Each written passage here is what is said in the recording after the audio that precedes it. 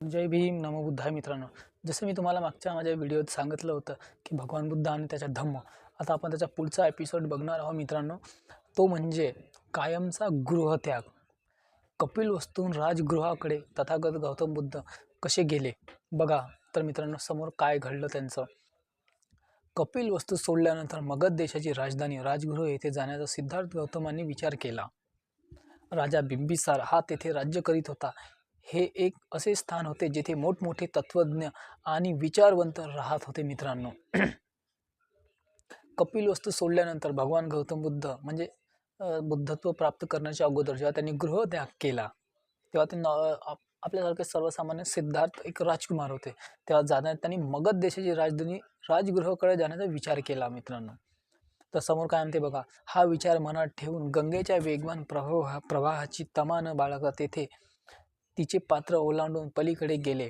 वाटेत ते प्रथम सखी नावाच्या एका ब्राह्मण योगिनीच्या आश्रमात थांबले. नंतर ते पुढे पद्या नावाच्या दुसऱ्या एका ब्राह्मण योगिनीच्या आश्रमात गेले आणि मग रैवत नावाच्या ब्राह्मण ऋषीच्या आश्रमात जाऊन राहिले.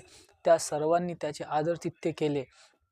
त्यांचे आकर्षक व्यक्तिमत्व, उदात्त वागणूक आणि इतर सर्व पुरुषांना मागे टाकणारे त्यांचे विलोभनीय सौंदर्य असे होते की ते पाहिल्यावर त्या प्रदेशातील लोक त्यांनी अंगावर संन्यासाचे कपडे घातलेले पाहून आश्चर्य करू लागले. म्हणजे पहा मित्रांनो, खूप महत्त्वाची गोष्ट म्हटली आहे पॅरेग्राफमध्ये की वाटेत जेव्हा ते गंगा नदीच्या पार जात होते तेव्हा त्यांना पहिला आश्रम भेटला, एका सखी नावाच्या एक योगिनीचा आश्रम भेटला. नंतर ते पद्या नावाच्या दुसऱ्या एका ब्राह्मण योगिनीच्या आश्रमात गेले आणि नंतर ते रैवत नावाच्या ब्राह्मण ऋषीच्या आश्रमात जाऊन थांबले. आणि तिथं आदर सत्कार वगैरे, म्हणजे आपण जातो कोणाचा आदर सत्कार वगैरे स्वीकारतो.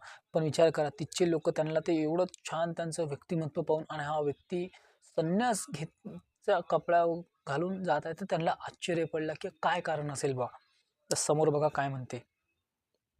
त्यांचे आकर्षक व्यक्तिमत्व, उदात्त वागणूक आणि इतर पुरुषांना मागे टाकणारे त्यांचे विलोभनीय सौंदर्य असे होते की ते पाहिल्यावर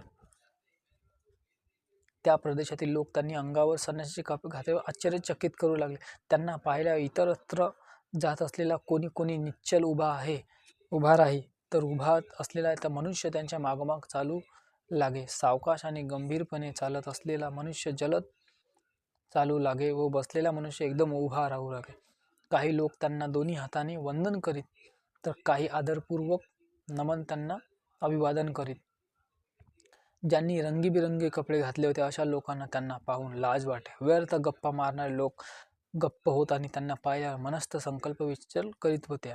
म्हणजे पहा मित्रांनो, रस्त्याने जेव्हा जे जात होते तर लोक आश्चर्यचकित करते, इतका सुंदर आणि एका छान व्यक्ती संन्यासाचे कपडे घालून काय करत आहे बा.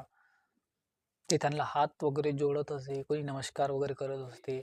जसं आपण कोणी रस्त्याने जातो तर कोणीही व्यक्ती भेटला तर नमस्कार सर, नमस्कार मॅडम, किंवा good morning sir, good morning असं म्हणतो ना, आदर देतो आपण समोरच्याला. तसं त्या लोकांनी त्यांना आदर सन्मान देत होते.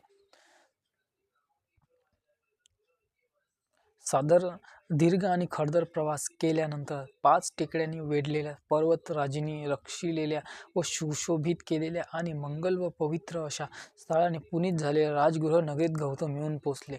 खूप खडतर प्रवास वगैरे करून पैदल त्या काळात तर गाडी वगैरे तर होती नाही, बैलगाडी किंवा घोडागाडी होती, पण त्यांनी पैदल मार्ग निवडला. ते 5 टेकड्याच्या पार झाल्यानंतर ते पुनीत झाल्यावर राजगृहात आले मित्रांनो. बघा पुढे काय म्हणते. राजगृहास आल्यावर पांडव टेकडीच्या पायथ्याशी एक जागा त्यांनी निवडली व तेथे तात्पुरती वस्ती करण्यासाठी एक लहानशी पर्णकुटी त्यांनी तयार केली. राजगृहाच्या पांडव टेकडीमध्ये त्यांनी आपली छोटीशी एक जागा निवडली आणि तिथे त्यांनी पर्णकुटी आपली निर्माण केली.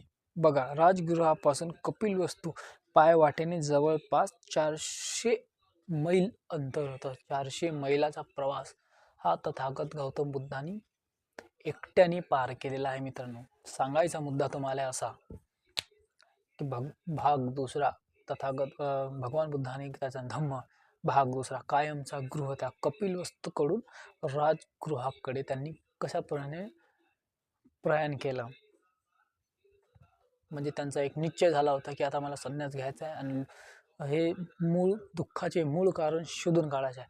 त्यांचा हा प्रवास आता तर पुढेच्या चॅप्टरमध्ये आपण बघूया. राजा बिंबिसारांनी त्यांना कोणता उपदेश दिला होता आणि नंतर बिंबिसारांनी त्यांना काय प्रत्युत्तर केलं होतं. तर हा छोटासा प्रयत्न आहे मित्रांनो.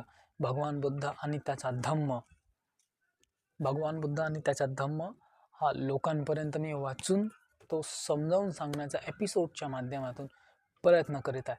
आता प्रयत्न तर मी करीत आहे, पण तो सक्सेस होईल का नाही होईल हे तुमच्यावर डिपेंड आहे. त्यामुळे माझ्या चॅनलला जास्तीत जास्त प्रमाणात सबस्क्राईब करा आणि जास्तीत जास्त प्रमाणात व्हिडिओला व्हायरल करा आणि आम्हाला अशीच मनोबल द्या. आणि खाली कमेंट्स बॉक्समध्ये तुमची प्रतिक्रिया तर तुम्ही सांगा की तुम्हाला व्हिडिओ कसा वाटला. जर काही चुका वगैरे झाल्या असेल तर मोठ्या मनाने क्षमा करा.